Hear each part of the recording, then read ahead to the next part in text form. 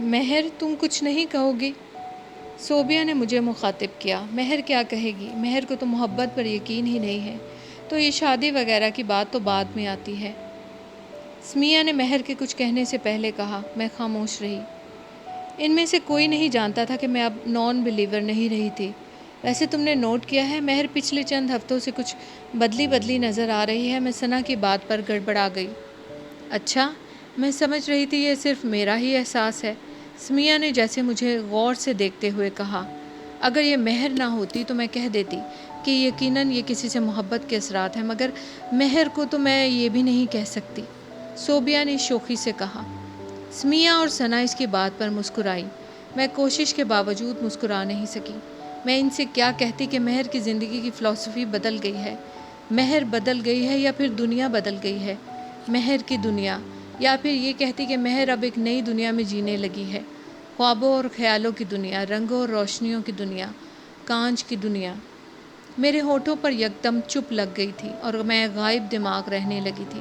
کوئی مجھ سے یہ کہتا نہ کہتا، مجھے بتاتا نہ بتاتا، میں تب بھی جانتی تھی کہ میں اب ذہنی طور پر ہر وقت کہیں اور رہتی تھی۔ اس ایک آواز کے ساتھ، اس ایک شخص کو سوچتے ہوئے، اس ایک آدمی کو تصور میں لاتے ہوئے میں کہیں سے کہیں پہنچ جاتی تھی۔ ہر رات اس کے ساتھ ہونے والی گفتگو اگلے کئی گھنٹے درجنوں بار میرے ذہن میں گونجتی تھی۔ درجنوں بار میرے ہونٹوں پر مسکراہٹ آتی تھی۔ درجنوں بار میں گرد و پیش سے بے خبر ہو جاتی تھی۔ میں زندگی میں پہلی بار محبت کے تجربے سے گزر رہی تھی۔ تب میں یہ نہیں جانتی تھی کہ یہ تجربہ میرے لیے پہلا اور آخری بھی ثابت ہونے والا تھا۔ اچھا اب فون بند کر دو، میں نے 10 منٹ میں کوئی 10ویں بار صوبیہ سے کہا۔ آخر تمہیں ہو کیا گیا ہے؟ وہ جھلائی۔ پہلے تو کبھی تم اتنی روٹ نہیں ہوتی تھی۔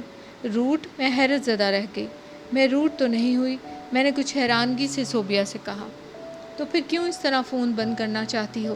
کیا آنٹی نے کوئی پابندی لگا دی ہے تم پر؟ صوبیہ نے فوراً سے پہلے ایک دوسرا نتیجہ اخذ کیا۔ کس چیز پر پابندی؟ مجھے اس کی بات سمجھ میں نہیں آئی۔ مجھ سے لمبی بات پر پابندی یا پھر فون پر لمبی بات پر پابندی؟ میں ہنس پڑی۔ دونوں میں سے کوئی بات نہیں ہے، میں نے اسے جیسے تسلی دی۔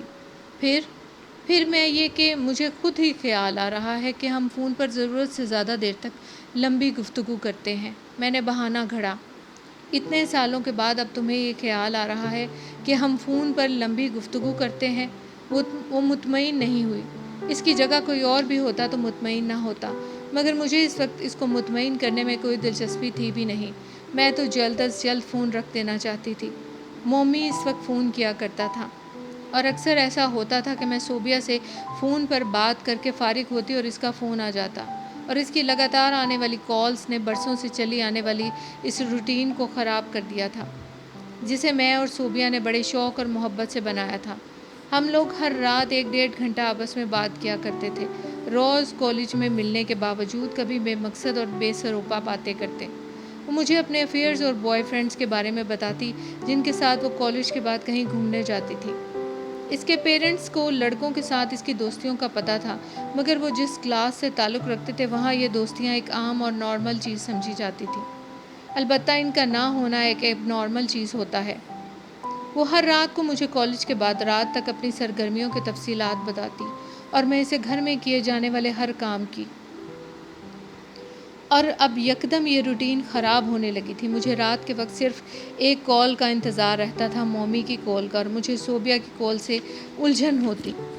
میں ہمیشہ یہی چاہتی کہ وہ جلد از جلد فون رکھ دے تاکہ مومی کال کر سکے، اور صوبیہ نے میرے لہجے میں آنے والی اس تبدیلی کو چند دنوں میں ہی نوٹ کر لیا تھا، اور اب وہ مجھ سے وجہ پوچھ رہی تھی اور میں اسے مطمئن کرنے کی کوشش کر رہی تھی۔ تم اس وقت کسی اور کو کال کرتی ہو؟ اس نے یکدم بات بدلتے ہوئے کہا۔ میں ایک لمحے کے لیے کچھ بول نہیں سکی۔ مجھے توقع نہیں تھی کہ وہ اتنی جلدی اس طرح کا کوئی نتیجہ اخذ کرے گی۔ تم یہ کیوں کہہ رہی ہو؟ میں نے اپنے لہجے پر قابو پاتے ہوئے معمول کے انداز میں کہا۔ کیونکہ 1-2 بار میں فون رکھنے کے بعد کچھ یاد آنے پر تمہیں دوبارہ کال کرتی رہی ہوں، مگر تمہارا فون انگیج ملتا ہے، اس نے کہا۔ اگر فون انگیج ملتا ہے تو کیا یہ ضروری ہے کہ ہر بار میں ہی فون استعمال کر رہی ہوں؟ میں نے جان بوجھ کر لہجے میں کچھ خفگی لاتے ہوئے کہا۔ تم کو پتہ ہونا چاہیے کہ میرے گھر میں میرے علاوہ 2 افراد رہتے ہیں، اور ان میں سے ایک فرد یونیورسٹی کے پروفیسر ہیں۔ بابا فون کرتے ہوں گے یا ان کا کوئی فون آتا ہوگا۔ غیر ارادی طور پر میری وضاحت لمبی ہو گئی تھی۔ تم ناراض کیوں ہو رہی ہو؟ صوبیہ نے میرے لہجے میں جھلکنے والی خفگی کو محسوس کرتے ہوئے کہا۔ میں تو ایسے ہی کہہ رہی ہوں، بس ذہن میں ایک بات آئی تو میں نے پوچھ لیا۔ مجھے لگا تم مجھ پر شک کر رہی ہو، میں نے لہجے کو سخت رکھتے ہوئے کہا۔ او کم آن مہر، میں نے شک والی کیا بات کی ہے؟ اس نے یکدم میری بات کاٹ کر احتجاج کیا۔ میں تو صرف یہ کہہ رہی تھی کہ تم کسی اور کو تو کال نہیں کرتی، میرا مطلب تھا کسی اور فرینڈ یا کزن کو۔ میں نے بے اختیار اطمینان کا سانس لیا۔ میں کیا تمہیں نہیں جانتی کہ تم پر شک کروں گی؟ تمہیں کیا لگا کہ میں کیا کہنا چاہ رہی تھی؟ اس نے اس بار مجھ سے پوچھا۔ میں نے سوچا شاید تم یہ کہنا چاہ رہی ہو کہ میں کسی لڑکے کو فون کرتی ہوں۔ میرے لاشعور نے میرا خوف میری زبان سے خدشے کی صورت میں اگلوایا تھا۔ نہیں نہیں، یہ میں کیسے کہہ سکتی ہوں؟ صوبیہ نے بے اختیار وضاحت کی۔ تم بھلا کیوں کسی لڑکے کو فون کرو گی؟ میں تمہاری نیچر کو جانتی ہوں، کوئی اور ہوتا تو میں شاید ایسا کچھ کہہ بھی دیتی، مگر تم سے میں یہ بھی نہیں کہہ سکتی۔ مجھ پر جیسے گھڑوں پانی پڑا تھا، میں کچھ کہنے کے قابل نہیں رہی تھی۔ آئینے نے یکدم جیسے مجھے میرا عکس دکھایا تھا اور وہ عکس دیکھ کر مجھے شرم محسوس ہوئی تھی۔ کیا میں نے منافقت کی سیڑھیاں چڑھنی شروع کر دی تھی، یا پھر میں نے اب زندگی میں پہلی بار جھوٹ کو عادت بنا لیا تھا؟ کچھ نہ کچھ ایسا ضرور تھا جو میرے ساتھ غلط تھا، یا پھر میں مکمل طور پر غلط تھی۔